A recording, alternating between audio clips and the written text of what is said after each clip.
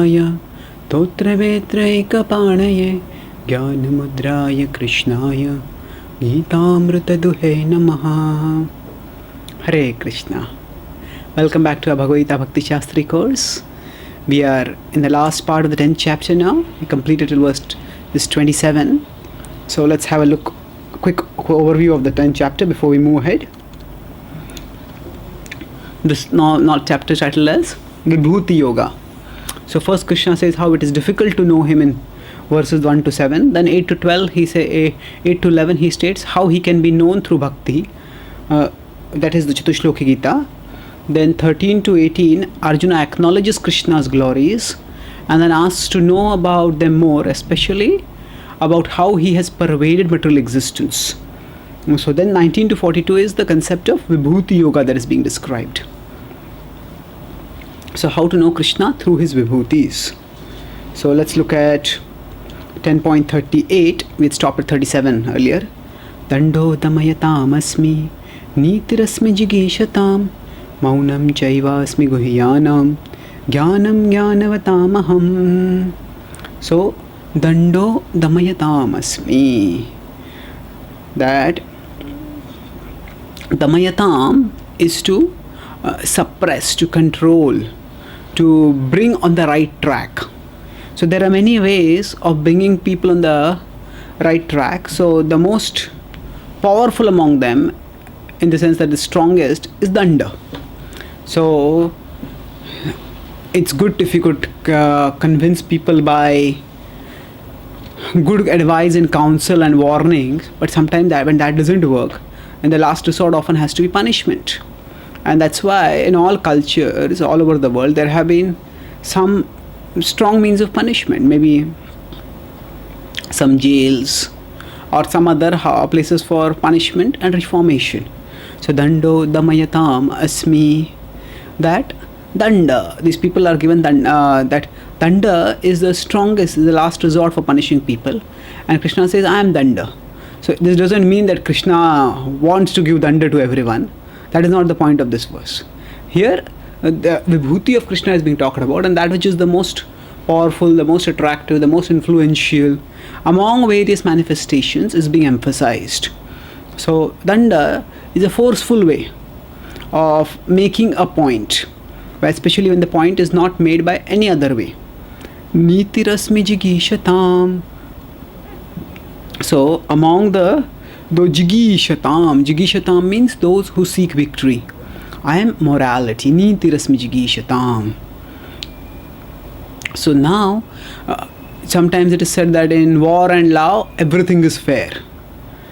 So that is a common saying in the Western literature, and the idea is that actually what we want, once we want victory, whatever it takes we will do to get victory.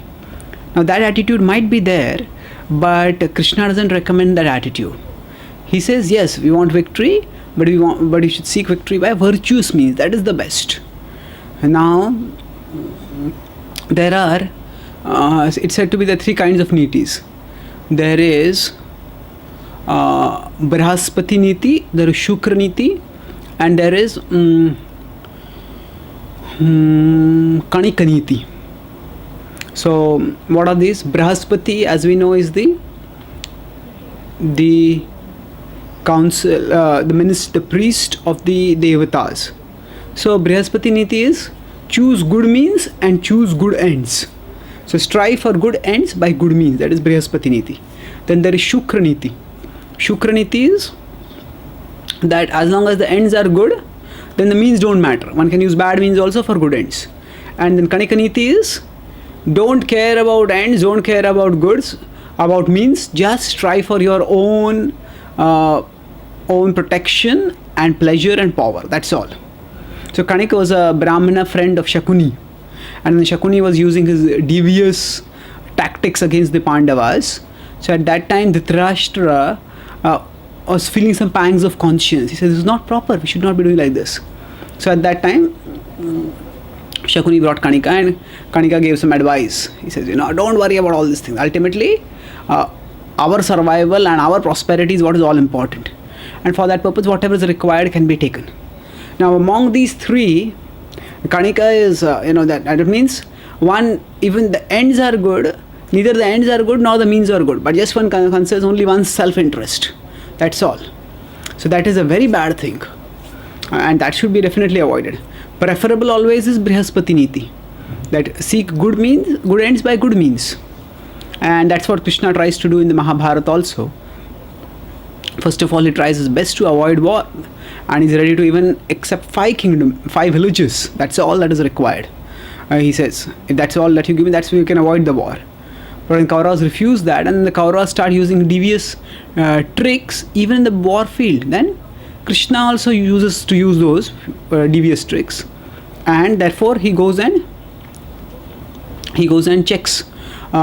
He uses sometimes. So that's why some of the principal warriors on the Kaurava side, they are killed by what seems to be a devious means. So that is actually the point of the Shukraniti. So Shukraniti is used because the Shukraniti is required times. So the means are, the ends are good. So the Yudhishthira Maharaj is Dharmaraj, and for the sake of for the sake of bringing about dharma, his victory is important. So how that victory is to be achieved, that may vary according to time, place, circumstance.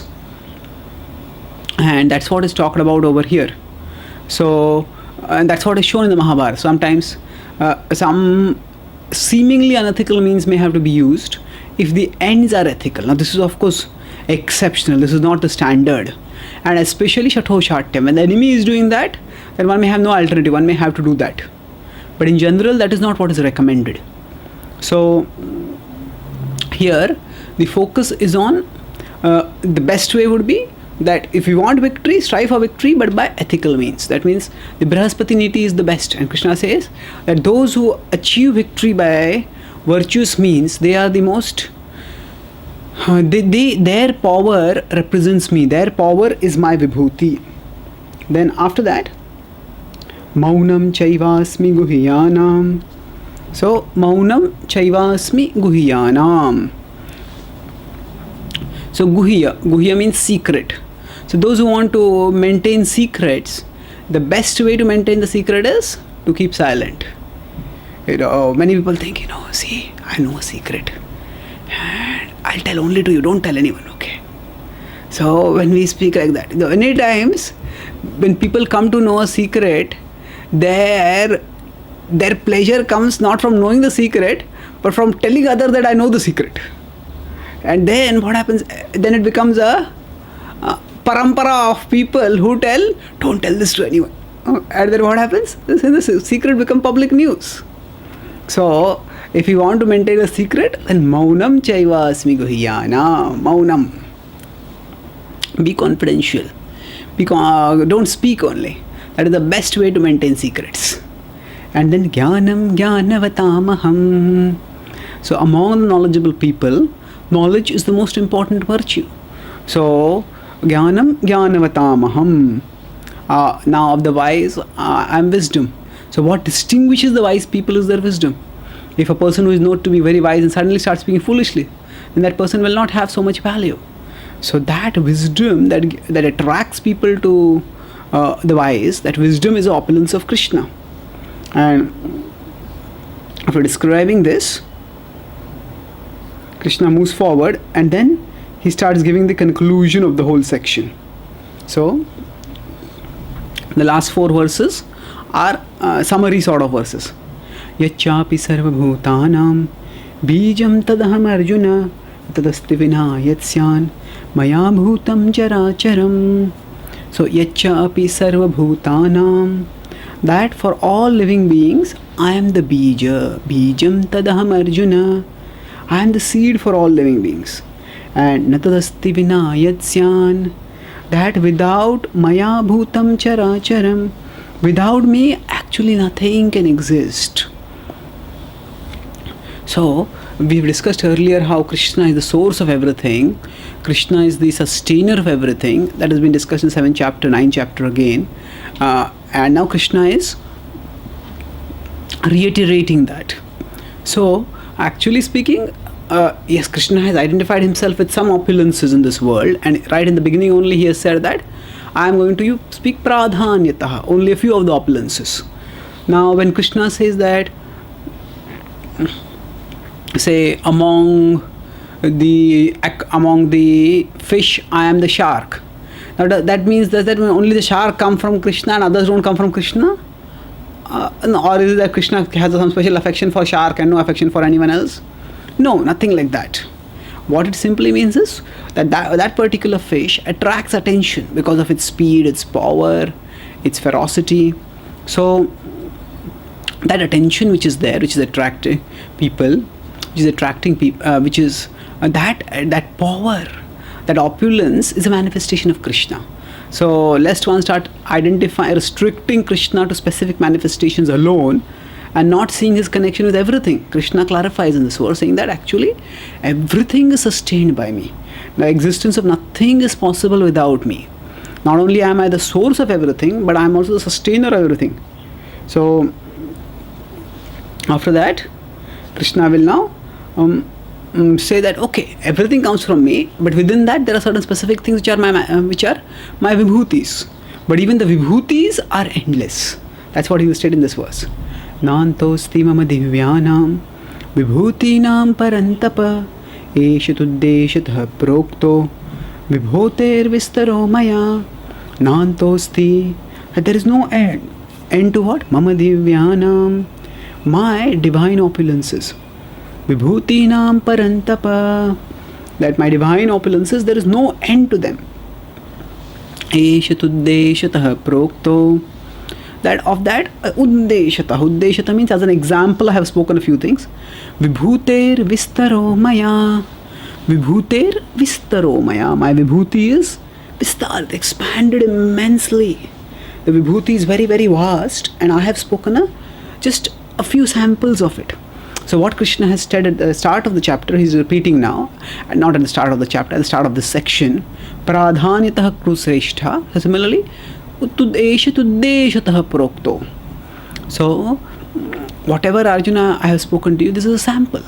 So Krishna gives a sample to help us to understand the broad principle. So now in this world also, we will find certain things which attract us. So according to our culture, according to our time, place, circumstance, when certain things are attractive, we need to understand that that attraction is a manifestation of Krishna's opulence. So now here we have to understand an important principle. See, there is a cultural and there is a spiritual. The cultural can be specific, the spiritual is universal. And the spiritual can manifest in different ways culturally. What does that mean? That means Krishna is talking about the spiritual principle that God's opulence is manifest in this world through the extraordinary manifestations of this world. So, and he is giving man those extraordinary manifestations as per the cultural and cosmological understanding of his times. Now, of course, the Vedic understanding is not just of his times. That means it's not that Indra is just a god who existed 5,000 years ago and doesn't exist now, or that any of the other people who are there, Garuda and all those, they are not existing now. No, they exist now, even now, and they're still a part of the cosmology, but they may not be a part of our conceptual framework right now, because we have been educated in a different way. Now, as we keep studying the Vedic scriptures, gradually our conceptual framework will change. And then we will be able to relate with all these.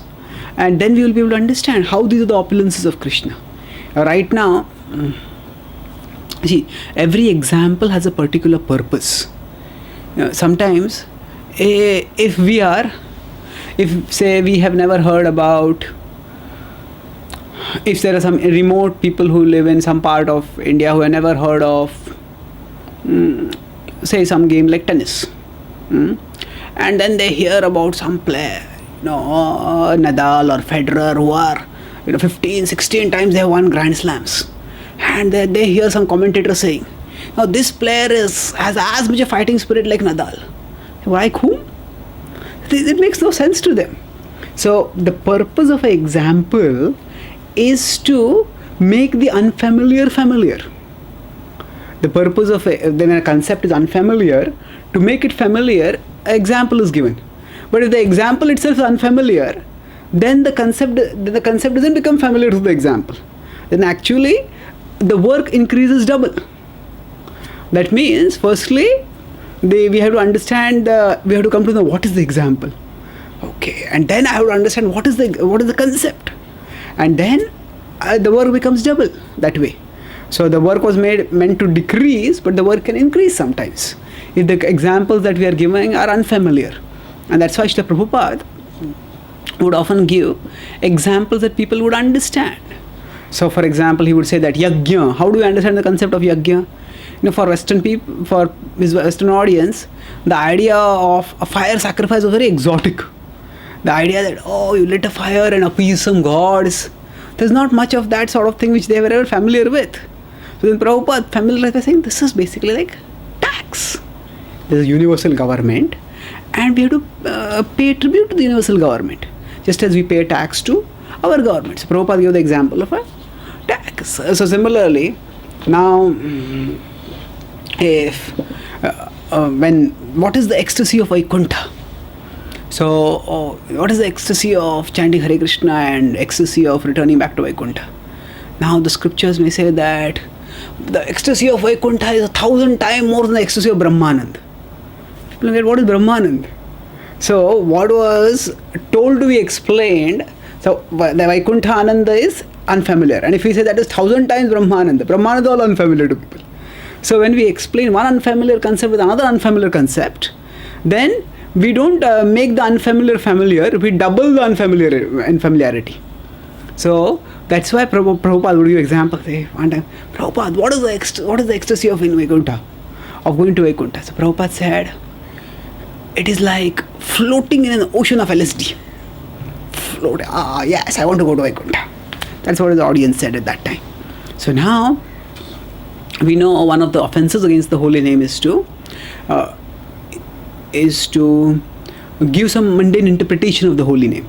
So is comparing Vaikuntha to an ocean of LSD and a material interpretation? No. Material interpretation is offensive when the material interpretation is reductive. Reductive means that the spiritual is reduced down to the material. Then it becomes offensive. So for example, if the concept of deity is reduced down to, it's just a stone representation which reminds us of the absolute truth. So when the spiritual is brought down to the material, when it is reduced and it said there is no higher reality. Why do you feel good when you chant Hare Krishna? Because there are certain kind of chemicals that are fired in the brain, and those chemicals make a person feel good. Now that may be a part of the process, that may happen, but that's not all that there is to it. Actually, beyond whatever is happening in the brain chemicals, beyond the whole body setup, there is the soul, and the soul is being activated and its natural joyfulness is being aroused. So therefore, actually speaking, the important point is to be relevant. So Prabhupada was remarkably relevant. So now the principle that Krishna is talking about over here is that whatever attracts people, that manifests his opulence. And so similarly in today's times, there may be different things that may attract people. And when people are attracted, we have to be able to have our jnana chakshu, our eyes of knowledge clear enough to see that actually this is an opulence of Krishna. And this opulence of Krishna is manifested in this person in this way. And then say for example, there may be a very famous musician who attracts thousands and thousands of millions of people with music. Now that musician's opulence is actually Krishna manifesting opulence through that person. So similarly, it may be sports stars, it may be business tycoon, business magnates, it may be different kinds of people. So at one level we could just say all this is just Maya. And that's okay. That's one way of looking at it. But that's where people's consciousness is. We can't just dismiss the fact that most people are conscious of material things. So that if Arjuna had adopted such a dismissive attitude, yes, everything material is Maya, just reject it, then there would have been no need for the Vibhuti Yoga chapter. And if Krishna had wanted us to adopt that approach, then Krishna would also not answer. Keshu Keshu Jabhaveshu. Arjuna is asking, how can I remember you? How can you be remembered through material manifestation? Krishna says, actually the material is illusion. Forget it. Think beyond matter to spirit. Krishna does not say like that. Krishna gives examples by which Arjuna can remember. So for us also, when Prabhupada was traveling in a plane, at that time there was a Charlie Chaplin movie. So Prabhupada was laughing at the jokes over there. And then when devotees asked that, Prabhupada, they thought, the general devotees' idea is anything that you can't see explicitly connect with Krishna, that must be Maya. So why Prabhupada, they're bewildered. Prabhupada watching a Charlie Chaplin movie and laughing and Prabhupada was enjoying it. And then he asked, Prabhupada said that actually Charlie Chaplin's humor is a manifestation of Krishna. Krishna's capacity for humor is manifested in a very small fragmental way through Charlie Chaplin. So this is the view of connection. Prabhupada says humor is original and it is a spark of Krishna. Krishna's qualities. So that means the karmi way would be of looking at things would be, this humor is so nice, let's enjoy. And don't think of anything else. Laugh so that you so that you can just forget your sufferings. And many people say that you have to laugh to stop from crying. Now, material life makes us miserable and we want to cry, so to forget that, just laugh away. And the other extreme, that is the karmi way of looking at things. The jnani way of looking at things would be, this is all illusion. So all place of suffering, and this laughter is also a part of suffering. Part of the illusion which will perpetuate our suffering. But the bhakta way is to see the connection. Between things and Krishna. So that is the vibhuti of Krishna that is manifesting through a particular person. Now we don't go and start watching Charlie Chaplin movies to think, let me see the vibhuti of Krishna through that. No, that is not the only way to see Krishna's vibhuti. We can remember Krishna even by going to the temple and by seeing the deities and by reading about Krishna's pastimes. That is a direct way and that is the primarily recommended way. But the point is that Krishna consciousness doesn't have to be limited only to activities that are explicitly Krishna conscious. Means going to the temple, studying the scriptures, chanting the holy names, associating with devotees, traveling to pilgrimages. So these are explicitly devotional activities. And they help us definitely in practicing Krishna consciousness and becoming Krishna conscious. And they are vital. But we shouldn't pigeonhole Krishna consciousness only into these activities. Krishna consciousness extends everywhere. The jurisdiction of Krishna consciousness is everywhere, as Prabhupada said in the 7th chapter. So now, how can we be Krishna conscious in what we are anyway conscious of? See, when we are in the world, at that time, there will be certain things which we will be conscious of just by the fact that we are in the world. There are certain politicians, there are certain sports stars, there are certain movie stars. They are constantly in the news. People are talking about them. So it's not that we have to delight in those things constantly, but it's not that we have to reject all of them entirely as mundane gossip. If there are times when we are exposed to those, we are interacting with those things in some way or the other, then we try to see the Krishna factor. So even in the material manifestations, whatever is extraordinary in our times, that would be a manifestation of Krishna. That would be a manifestation of Krishna. So how is it a manifestation of Krishna? Because in this particular generation, in this culture, that person or that object is attracting people's attention. And that capacity to attract people's attention is ultimately coming from Krishna. So we don't want to get specifically attracted to that manifestation, but whatever attraction is by anyway there, either in our mind or in people's mind, because of which our consciousness or attention also goes sometimes there, then we connect that to Krishna. So often we have to illustrate eternal principles with contextual examples. So the examples that are given in the Bhagavad Gita of Krishna's vibhuti, they are also factual. That means there's a part of the Vedic cosmology which is always true, but they are not what people are familiar with right now. So we can give examples of Krishna's vibhuti based on what is familiar, and through that help people to come closer to Krishna. And that way they can move, they can gradually become Krishna conscious. So this is the principle of vibhuti. So whatever attracts us, whatever attracts people, we connect that with Krishna. And by connecting that with Krishna, we become Krishna conscious through the things of which we are anyway conscious. So if we are students and we are in a class, and there's a student who is brilliant, that student answers all the questions. Now, naturally that person will be attracted to others, So then, that excellent student, we can see that this student's intelligence is actually manifestation of Krishna. So if this student can attract so many people, then how much more can Krishna attract? And when I develop my relationship with Krishna, how much joy will be there in that relationship? Like that we can contemplate and we can move closer to Krishna through that.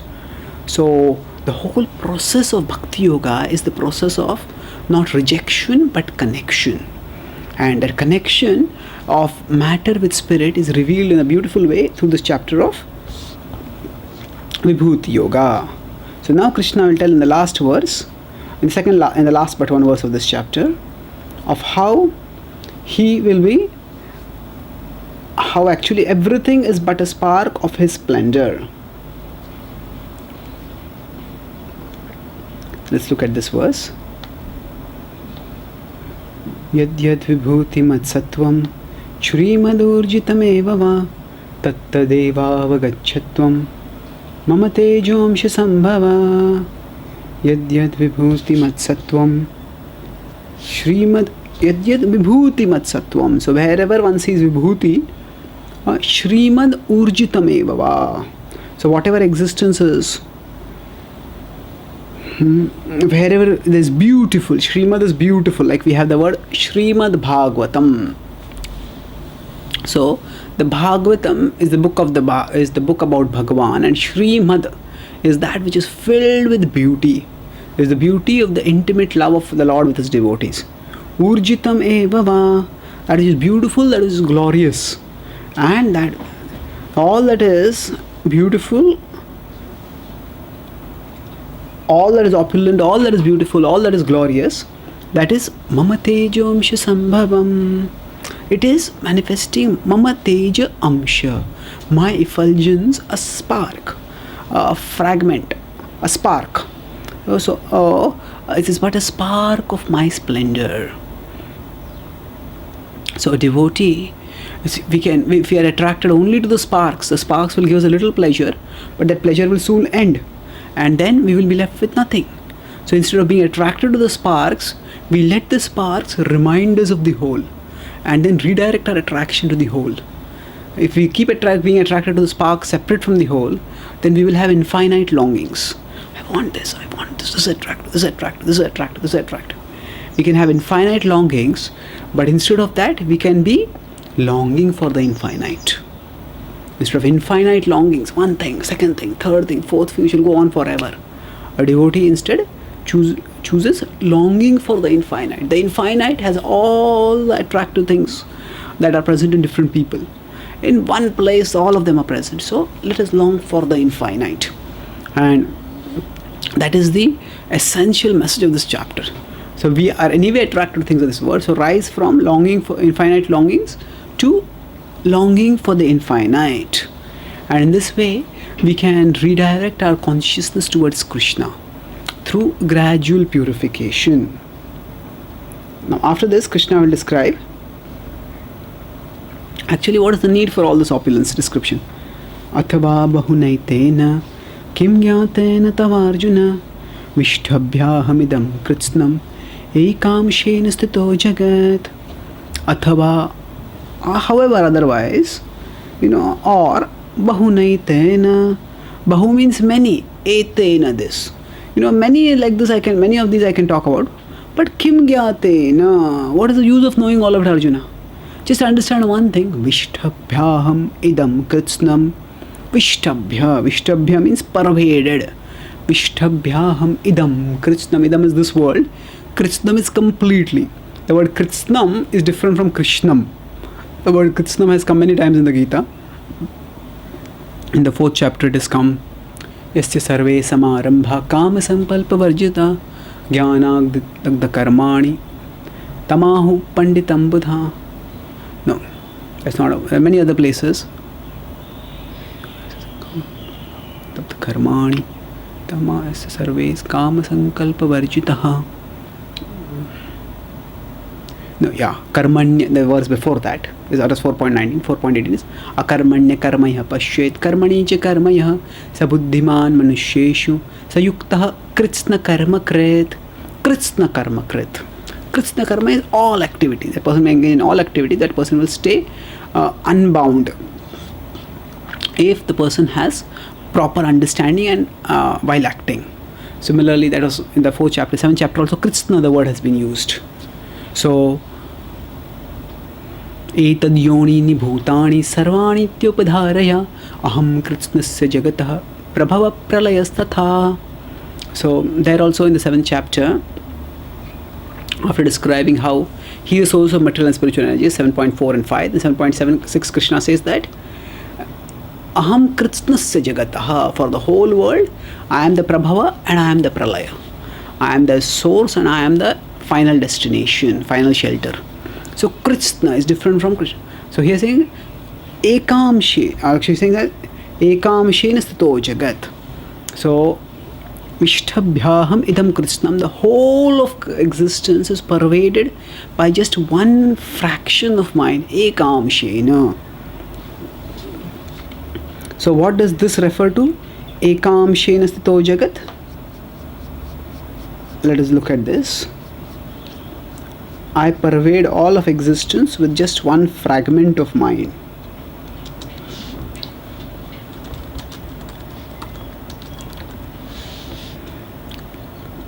So this has multiple meanings, but one specific meaning is how Krishna is the pervading the universe through the super soul. We know there are many manifestations of Vishnu. There is Mahavishnu, Garbhodakshaya Vishnu, Shirodakshaya Vishnu.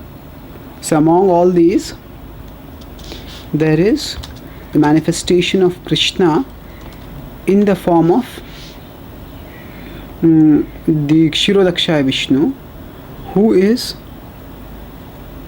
the greatest manifestation, who is the all-pervading manifestation. So let's look at this. This is a diagrammatic description about how Krishna pervades all of existence.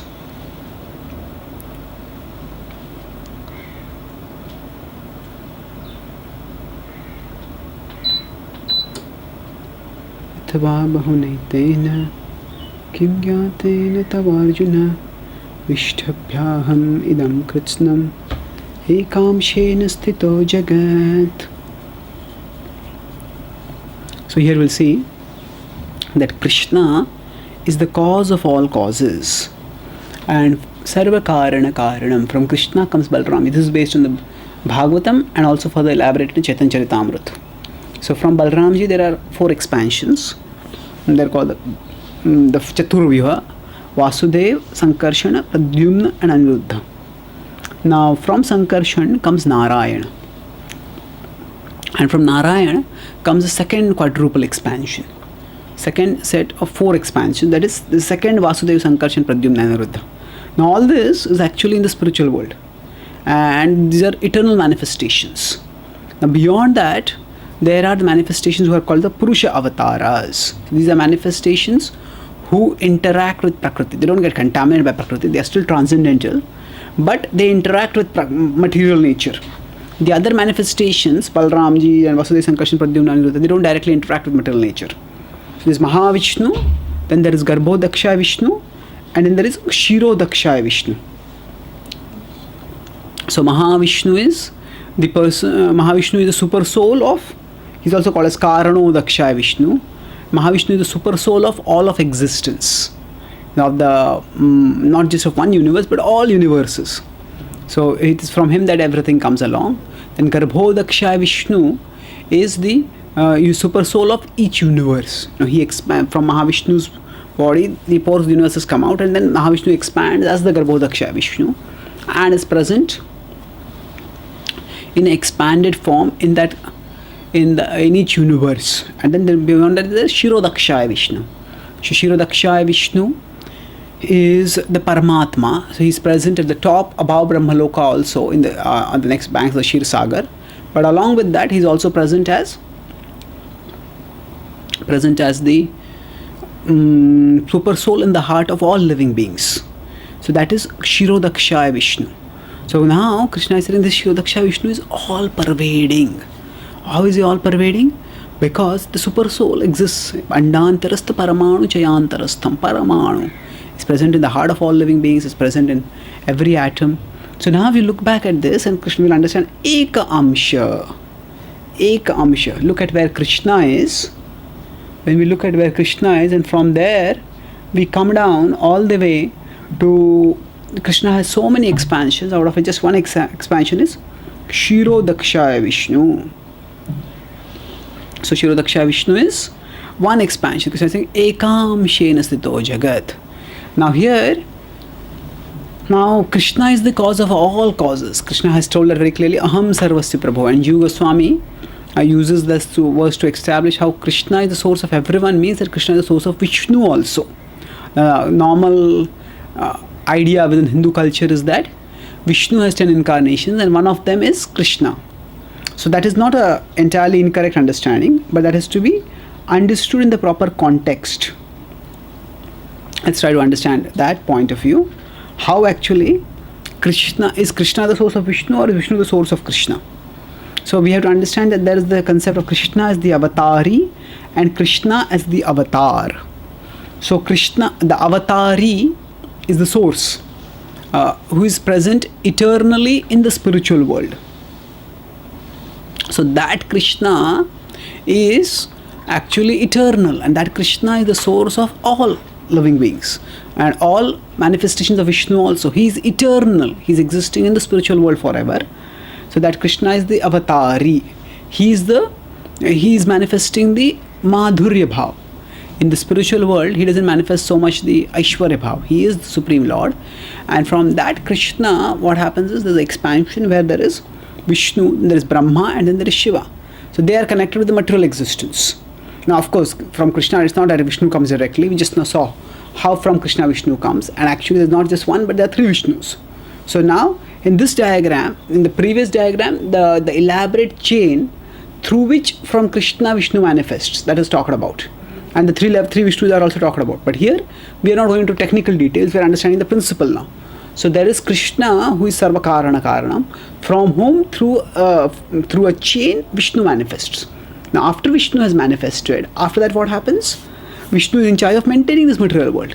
So whenever there is danger in this material world, at that time the Devatas go to Vishnu for help. And when they go to Vishnu for help, Vishnu seeks their help and gets, Vishnu says that I will help. And how will I help? He says an incarnation will come. So incarnation or avatar simply means that which descends from the spiritual world to the material world. So Vishnu in a sense is from some people's perspective, Vishnu might be the source, because they think that we prayed to Vishnu and then an avatar came. So their idea is that Vishnu is the source. So Vishnu sends his various avatars. But what is not understood is that Vishnu is not so much as a source as a gateway. It's a gateway means that actually the prayers go up from here to Vishnu, and then there are so many avatars up there in the spiritual world, and then according to the specific pastime that is required, a specific avatar comes down. So Vishnu is not the source, but is the root through which the various incarnations come. And from the point of view of people in this world, it is Vishnu was prayed to and then Krishna came. So in that sense, some people may think that Krishna is an incarnation of Vishnu. So from the point of view of limited perspective in this world, it might be true. But beyond the perspective of this world, there is the perspective of when we see all of reality. And in that perspective of the complete reality, what we understand is beyond Vishnu, there is Krishna, who is eternally existing in the spiritual world. And from that world, in that world, he is manifesting 64 qualities, unlike the Vishnu forms which manifest 60 qualities. And he has all opulences. And he is the source of all. In that sense, he manifests the sweetness of Rup Madhuri, Venu Madhuri, Lila Madhuri, and Bhakta Madhuri. These 4 special opulences. He has that special sweetness of form, Rup Madhuri. And that is not present in any other incarnation. The sweetness of Krishna's threefold bending form. Then the Leela Madhuri. Very intimate pastimes Krishna performs, especially the Madhurya Ras, then the Vatsalya Ras, and even the Sakhya Ras. They are not so much present in the other incarnations or other forms of Vishnu. And similarly, Leela Madhuri, Venu Madhuri, Krishna uses flute, and with the flute he conquers the heart of his devotees and calls all of them. And then there is Rupa Madhuri. So Rupa Madhuri, Leela Madhuri, Venu Madhuri, and Bhakta Madhuri. So he has devotees whose sweetness themselves is so great. Even Lakshmi Devi wants to, aspires to have what the gopis are getting. So the gopis are simply cowherd girls, and Lakshmi is the goddess of fortune. But the gopis also, Lakshmi recognizes that what the gopis are getting is so special, and she wants to enter into Ras Leela. So these special opulences which Krishna has, others don't have. And that's why our acharyas have described that actually Krishna is very special, and as we are attracted to Krishna. Now, this doesn't mean that we look down upon Vishnu. That is not the point. Vishnu is also exalted, and worshipping Vishnu can also take us back to the spiritual world. And we have to understand this very clearly. Otherwise, we will unnecessarily minimize or deride Vishnu Bhaktas. No, that will also take one to liberation. But from the rasa point of view, there is some difference, and we have to recognize that difference.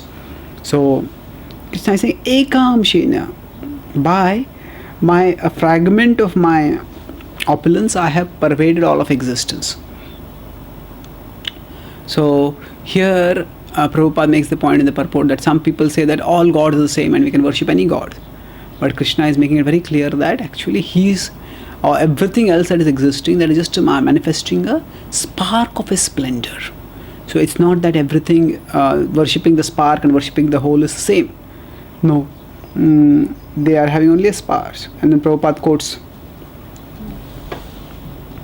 Baldev Vidyabhushan that Chakti Leshat Suryadya Bhavantyatyogra Tejasaha Yadamshena Dhritam Vishwam Sakrishno Dashame Archate.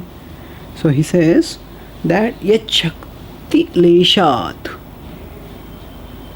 that just by a part of his energy, Surya gets his power, and Bhavanti Atyugra Tejasaha, it's Ugra Tejasa, it's formidable power, its effulgence comes from Krishna's energy. And then further, Yad Amshena Dhritam Vishwam, by an Amsha, he is sustaining the whole Vishwa. So Krishna Dashame Archate, and therefore that Krishna is worshipable, that Krishna should be worshipped. So now let us move on to the 11th chapter. In the 11th chapter, Krishna speaks primarily about the Virat Rupa. So what is the context here? Krishna has said that I pervade all of existence. So how do you pervade? That is what Arjuna will ask. Let's have an overview of the 11th chapter, and then we will move forward. So 11th chapter is among the longer chapters, 55 verses in this chapter. Third longest chapter in the Gita. 78 chapters is the 18th longest, 78 verses, 18 chapters, 72 verses, second chapter, and 55 verses, 11th chapter. So 1 to 4 is Arjuna's request, please show me the universal form. Then 5 to 8 is Krishna's description of the universal form. So what Arjuna is going to see is so extraordinary that Krishna needs that Arjuna will need a context to understand. So before Krishna gives a vision, he gives a description. Okay, this is what you are going to see. And then after that, this is the only chapter in the Bhagavad Gita where Sanjay also comes in again. Sanjay doesn't come in so much. Sanjay has come in the first chapter, second chapter, and then he will come in the 18th chapter. But in between, he comes in the 11th chapter. So what Arjuna is seeing, that the narrator takes a scene back and says, okay, so Krishna and Arjuna are discussing, and that's what is being reported by Sanjay to Dhritarashtra, and that is what is being discussed by Vaishyampayan with Janmejaya. So that is the meta conversation that is happening in the Mahabharata. So in that conversation, till now the focus was on what Krishna is speaking, what Arjuna is answering. Now you take a step backward, and then by this, Sanjay describes what overall is being seen over there. Then when Krishna reveals universal form, then for 5 verses, from 9 to 14, Sanjay describes what he's going to see. And then after that, Arjuna, when he sees the universal form, he becomes overwhelmed. And he starts describing, and the description soon turns into a prayer. So 15 to 31 is the most detailed description of the Virat Rupa that comes in the form of what Arjuna is seeing, he describes. And there he also describes the Kala Rupa when he sees that. Then after that, at 31, when Arjuna is seeing the Kala Rupa, he becomes overwhelmed and he asks, who are you? Please reveal yourself to me. So from 30 to 34, the Krishna's instructions come in. That is, Krishna is saying, become my instrument. That is the essence of his instructions. Then 35 to 46 will be Arjuna's prayers. Arjuna will tell what he will start offering prayers, expressing apology, and also seeking the darshan of a Chaturbhuja. So that Chaturbhuja will be revealed in 47th verse. And then after that, Krishna will start speaking, and then Arjuna also speaks one verse and Krishna speaks again. But the essence of that conversation is from 47 to 55 is pure devotion alone grants all visions, whether of the universal form or of the four-handed form or of the two-handed form, all forms like that. So the chapter starts with the revelation of God in matter, not in the way of vibhutis as was in the 10th chapter, but in the way of Virata Rupa. So both are manifestations of God in matter. But this chapter will talk about the Virata Rupa, and after talking about the Virata Rupa, then the chapter will move on to describe the manifestation of all forms coming due to pure devotion. So the chapter will culminate in pure devotion. So let us look at the verses. So Arjuna will speak right in the beginning. Arjuna vacha madanugrahaya paramam guhyamadhyatma sangitam yatvayoktam vachastena mohoyam vigato mama. So madanugrahaya paramam. So out of your great mercy on me, what have you done? Guhyam adhyatma sangitam. You have spoken about spiritual knowledge to me, which is very guhya, which is not easy to understand. The word guhya has come in the 9th chapter, Raja Vidya, Raja Guhyam, and in Idam Tu Te Guhyatamam. So that 9th chapter and 10th chapter, which ultimately focus on pure devotional service, on Krishna's glories that lead to the glory of pure devotional service, they have been talked about. And Arjuna is saying, yes, you have spoken this. What you have spoken is a great mercy to me. And then yatvayoktam vachastena, that uktam, toya uktam, the words that you have spoken, what has happened by that? Mohoyam vigato mama. My moha has gone away. Vigata means to go away. So my moha has gone away. It's interesting that Arjuna is saying that now I have no moha. In fact, this is what Arjuna will say at the end of the Gita, when in 18.72 Arjuna will be asked Krishna, have you heard properly? And then 18.73 Arjuna will say nashto moha smutir labdha. So there also is saying same nashto moha, and here in 11.1 also Arjuna is saying that mohoyam vigato mama, my moha is gone. So this statement of Arjuna also illustrates the point that at 10.11, when the Bhagavad Gita as Chatushloki is concluded, so at that time Arjuna has accepted Krishna's glories and glorious position, Param Brahma Param Dhama, he has stated, and that way he has shown that he is established in true understanding. And thereafter, whatever questions are there, they are for Lok Sangraha, for the sake of benefiting others. So he is now thinking about how to benefit others, and accordingly is asking questions. Mad anugrahaya paramam. So out of your great mercy you have spoken all this to me, and I am grateful to you, and by what you have spoken, the moha is gone. So when a teacher is teaching a student, the teacher also wants to know whether the student is understood or not. So the student is telling over here, Arjuna as a student, that yes, my illusion is gone now, and you have been very merciful to me. So actually when Krishna speaks, It's out of his kindness, and that speech removes our illusion. Bhavapyayau hi bhutanam Shrutau vistarasho maya Tvattah kamalapatraksha Mahatmyam api chavayam.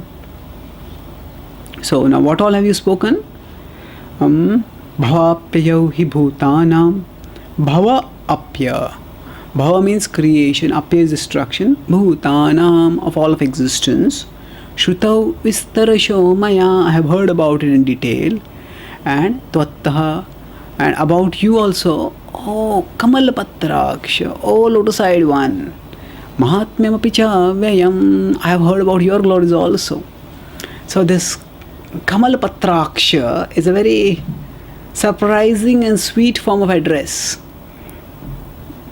There have been many ways in which Krishna has been addressed by Arjuna. Varshneya, Purushottama, Madhava, Keshava, many names have been there. But this is a very intimate, oh lotus-eyed one. So normally this sort of address comes in devotional prayers where the Lord's beauty is being talked about. So this is surprising in the sense that soon after this, here Krishna is being referred to as Kamalapatraksha. But soon after that, the Virat Rupa will come, and the Virat Rupa, the eyes are blazing. And the eyes are so blazing that one cannot even look at the eyes.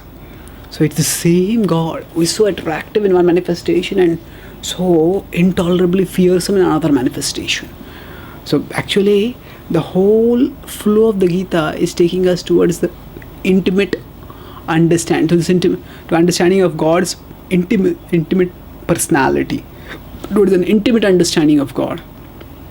And Arjuna's intimate relationship with Krishna is revealed through this address, Kamalapatraksha. Oh, Kamalapatraksha is lotus-eyed one. Tattah Kamalapatraksha Mahatmyam api chavayam. Mahatmya, your glory. What is the nature of your glory? It is avyaya. Avyaya means it's imperishable. So now what is Arjuna referring to over here? We know that the Guhyam Adhyatma was talking about 9-10 chapters, but what is saying? Bhavapyayau hi bhutanam Shrutau vistarasho maya. That the creation and destruction of all living beings has already been talked about. That's referring to 7th chapter, 8th chapter, 9th chapter. 7th chapter, Krishna has said that everything comes from me and everything's sustained by me and everything returns to me. That was 7.6, he mentioned it. And again in 8th chapter, he talked about the Sahasra Yuga Paryantama Hariyat Brahmano Vidu 8.17 to 8.19. And then he introduced the spiritual world with 8.20. And especially 9th chapter, he has talked about from 9.6 to 9.9. How Prakritim Swam Avashtabhya Visrujami Punha Punha Bhutagramamam Kritsnam Avasha Prakriter Vashat.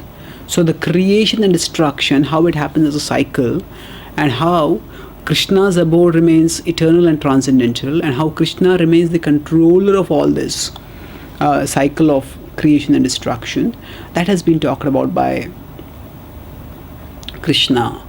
And that is what is Arjuna referring to over here. So on one side, yes, everything is temporary, and how it is created, how it is destroyed, you explain that to me. And then along with that, your imperishable glories. You always remain udasinam vadasinam. You remain detached, you remain transcendental. Maya Dhyakshena Prakriti. 9.10 he has described also. So you have described all this to me. So Arjuna is saying, yes, I accept this. Now Arjuna is setting up a context for his request. He's saying, yes, there is this destructible material world, and there are your indestructible glory position with your imperishable glories. So now you have spoken this to me. Now I have he's building up towards the request. So what will be the request? Evam etad yathathatvam atmanam parameshwara drashtumichhami te rupam aishwaram purushottama evam etad. So yathathatvam. So as you have said, so you are manifest before me. Evam etad yathathatvam. Tattvam means as you have spoken, so you are. So it's a very nice verse. Bhagavad Gita, as it is, we say. So evam etad yatha tattvam. So as you have spoken, so you are. So Krishna is telling here, actually it's not that there is some, Arjuna is telling over here, not that there is some higher reality beyond you. Now as you have told me, so you actually are, I accept that. It's a repetition of, in one sense, of what Arjuna has spoken in 10.15, where he says, Sarvam etad ritam manye, I accept what you say. So as you have spoken, so you are manifest before me. And then at the same time, drashtumichhami, I desire to see something. What? He says, Rupam Aishwaram, your Aishwarya Rupa. So when Krishna is manifest as Arjuna, this is a Madhurya Rupa. It's an intimate form. Krishna is describing the knowledge of the Aishwarya, how he pervades all of existence, how he controls all of existence. But now, he also wants to, he says that I want to see, I want to know more about this form. So, Dashtumichhami te rupam Aishwaram Purushottama, you are Purushottama. So in the previous verse only it was Kamalapatraksha.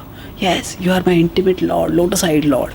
But I also know your position, you are the supreme being, Purushottama. So I desire to see your Rupa Aishwarya.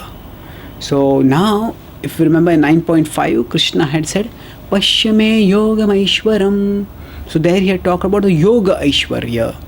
So Yoga Aishwarya refers to the opulence of Krishna as is manifest through the creation, and by which Krishna, we can come to know about Krishna and we can connect with Krishna. There was Yoga Aishwarya. Now Arjuna is saying, I want to see a Rupa Aishwarya. So I want to see that form by which you pervade all of existence. So he says, Ekam Shenastito Jagat, I pervade and sustain all of existence by just one spark of myself. So what is that one spark? How do you do that? I want to see this. So Rupa Aishwarya, I want to see your Virata Rupa. So let us see now what he says in the next verse. We'll understand this further. Then Arjuna phrases the request very humbly.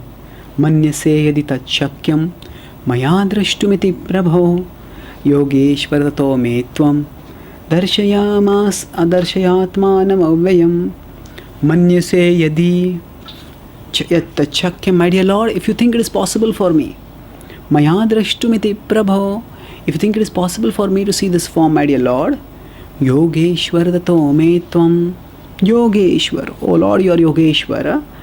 So he's saying, if it is possible for you to show it to me, but I know that it's possible because you are Yogeshwara. Darshayatmanam avyayam, so your own glory is imperishable glories. Mahatmyam picha avyayam is told, the word avyaya he has used in the second verse of this chapter also. Now he's using it again. And he's saying, Darshaya. So Pashyami was there. I want to see. Now if I want to see, how will I be able to see? It's only when you give the darshan, when you reveal. So Darshayatmanam avyayam. It's possible for you. So it's possible for you to do it, my dear Lord. What is the question is? Whether it's possible for me to see.